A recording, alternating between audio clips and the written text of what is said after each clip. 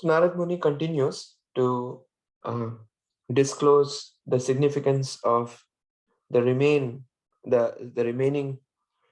allegorical elements. Um, so first thing that we learned today is about the city. There are two sort of cities that are spoken of. One is Dakshin Panchala, and another is Uttar Panchala. And Dakshin Panchala is referring to the uh, process of sense enjoyment in fruitive activities, and Uttar Panchala referring to decreasing fruitive activities and increasing knowledge. So therefore, they are Pravritti Marg and Nivritti Marg. And living entity receives different kinds of knowledge by means of 2 years. And so some living entities are getting promoted to Pitralok and some to Devalok. And all this is made possible by the 2 years. So Prabhupada in 13th purport is writing that the Vedas are known as Shruti, and the knowledge received from them through oral reception is called Shrutidhar. So, as stated in the Bhagavad Gita, one can be promoted to the planets of the demigods or the planets of the Pitas or forefathers, or even to the Vaikuntha planets simply through the process of hearing. So, hearing is the basis for our next destination. Then, in the next verse, it is pointed out that the city which is known as Gramaka, which is approached through the lower gate of Asuri, representing the genital organ, is meant for sex, which is very pleasing to common men who are simply fools and rascals. And the faculty of procreation is called Durmada, and the rectum is called Nirti. So Prabhupada makes an interesting statement in this purport that when the world becomes degraded, civilization becomes demoniac, and for the common man, the rectum and the genitals are taken very seriously as the centers of all activity. Even in such a sacred place as Vrindavan, India, unintelligent men pass off this rectal and genital business as spiritual activity. And then later, Prabhupada is writing that the word Durmada means wrongly directed and Nirti means sinful activity. All of this clearly indicates that the sex indulgence is abominable and misdirected even from the ordinary point of view. The Sahajiyas nonetheless pass themselves off as devotees conducting spiritual activities. So Prabhupada's rest of the focus goes into talking about these Sahajiyas who, while living in Vrindavan, they are engaging in these kind of promiscuous activities. Okay. Then next thing that comes up is the Antapura.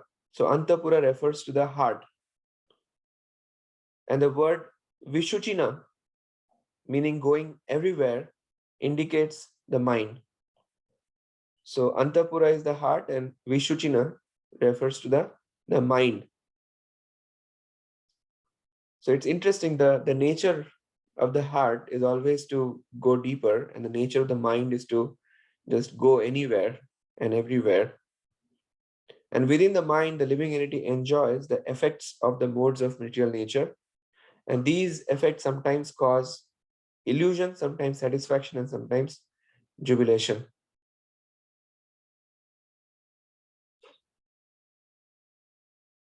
So now the queen in 17th verse is pointed out that it was explained that the queen is one's intelligence.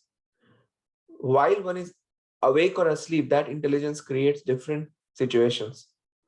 Being influenced by contaminated intelligence, the living entity envisions something and simply imitates the actions and reactions of his intelligence.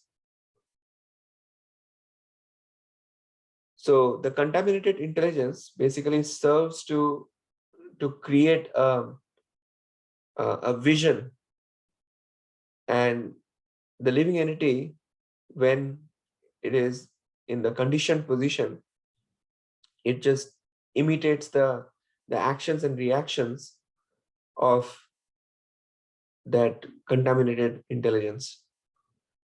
So in the purport to 17, Prabhupada is writing Queen of Puranjan is described herein as intelligence itself.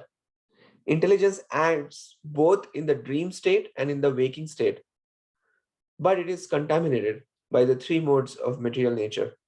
Since the intelligence is contaminated, the living entity is also contaminated, because the living entity is simply imitating the actions and reactions of the contaminated intelligence.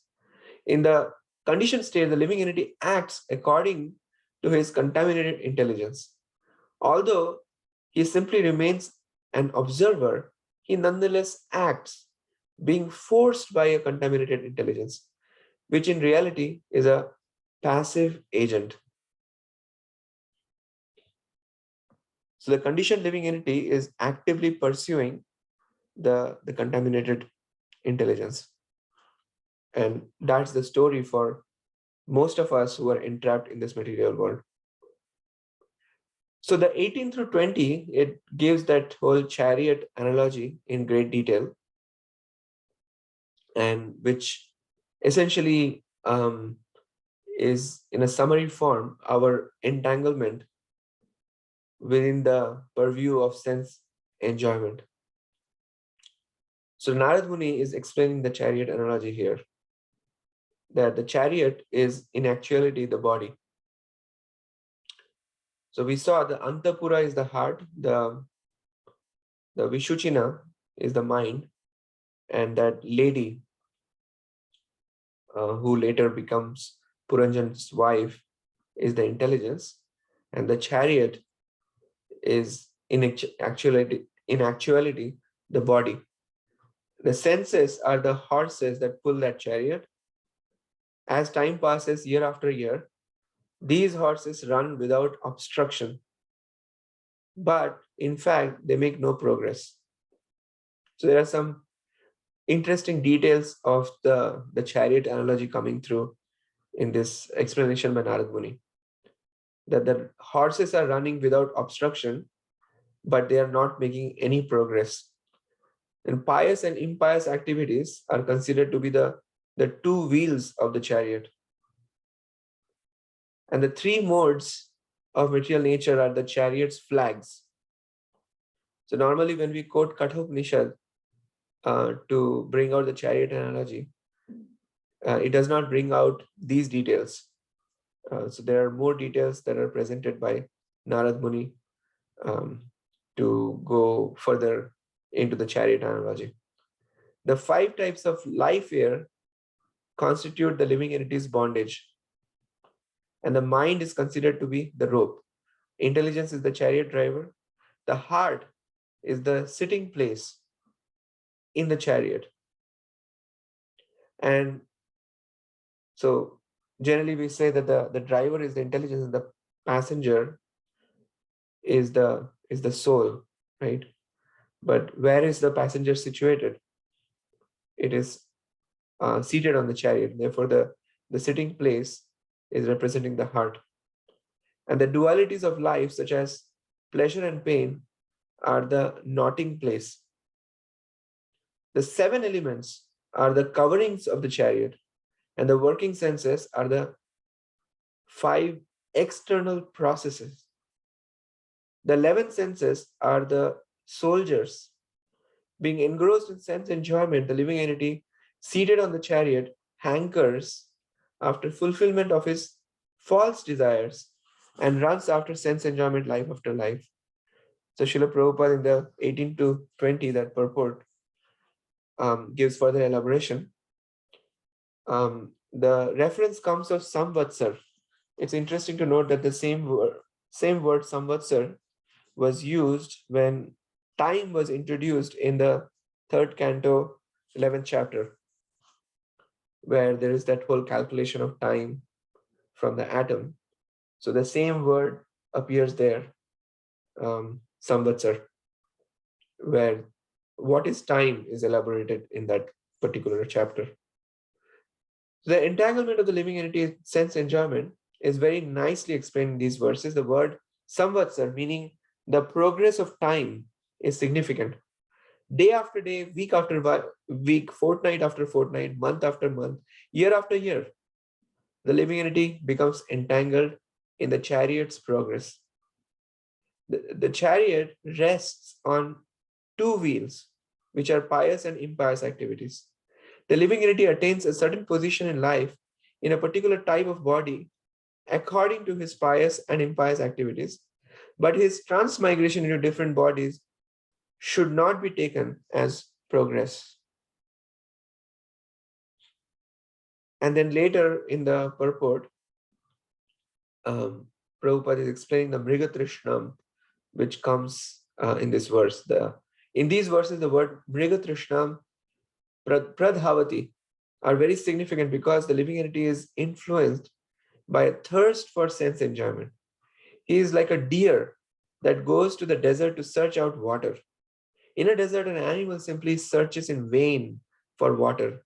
Of course, there is no water in the desert, and the animal simply sacrifices his life in an attempt to find it. Everyone is planning for future happiness, thinking that if he can somehow or other reach a certain point, he will be happy. In actuality, however, when he comes to that point, he sees that there is no happiness. He then plans to go further and further to another point.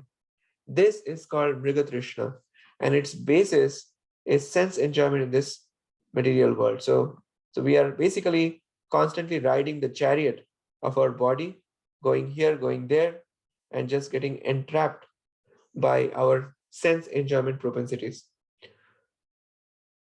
And as discussed previously, Chandavega, representing the powerful time, is covered by days and nights, which are represented by the Gandharvas and Gandharvis. And the bodily span is gradually reduced by the passage of days and nights, which are numbering 360, as pointed out before. And then the identity of Kalakanya, as also we came across. So Kalakanya is literally the effect of time. And therefore, the effect of time is to bring old age. And therefore, it was brought out the Kalakanya should be understood as like the force of time that is bringing the old age. And no one wants to accept old age, but Yavaneshwara, who is Yavan Raj, who is death, and he accepts Jara or old age as his sister. And Srila Prabhupada writes in the 22, purport number 22, encaged within the body, the living entity, a living being, accepts Kalakanya, old age, just before death. Yavaneshwara is the emblem of death, or Yamaraj. Before going to the place of Yamaraj, the living entity accepts Jara, old age, the sister of Yamaraj. So just to be clear, so here the Jara is basically the old age, who is the sister of Yavan Raj, who is death. And Kalakanya is basically the effect of time that is bringing the old age and death in due course of time. So one is subjected to the influence of Yavan Raj and his sister due to impious activity. Those who are in Krishna consciousness and are engaged in devotional service under the instructions of Nārada Muni are not subject to the influence of Yamaraj and his sister Jara. If one is Krishna conscious, he conquers death. After leaving the material body, he does not accept another body that is material, but returns home back to Godhead. And Srila Prabhupada is stressing that this is verified by the Bhagavad Gita 4.9. So then furthermore, the followers of Yavaneshwara or Yamaraj are called the soldiers of death. and they are known as the various types of disturbances that pertain to the body and the mind. And the Prajwara represents the two types of fever, extreme heat and extreme cold, which is captured by typhoid and pneumonia.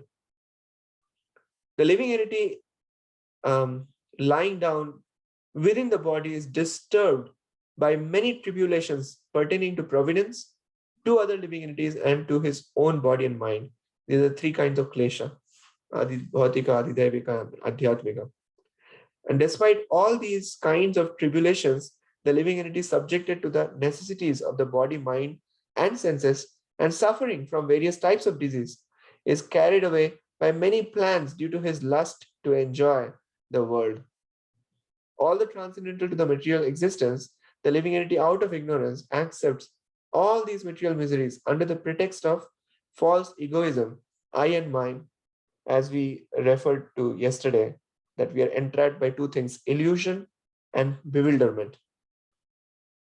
In this way, he lives for 100 years within this body. So Srila Prabhupada brings out, what do we do with all this information? How do we respond to it? And that is what is captured by one line, that um, knowing the basic misery of material existence, one should be induced to get out of the material clutches and return home back to Godhead. And this is what the stress of this section is. So thank you very much. We'll continue.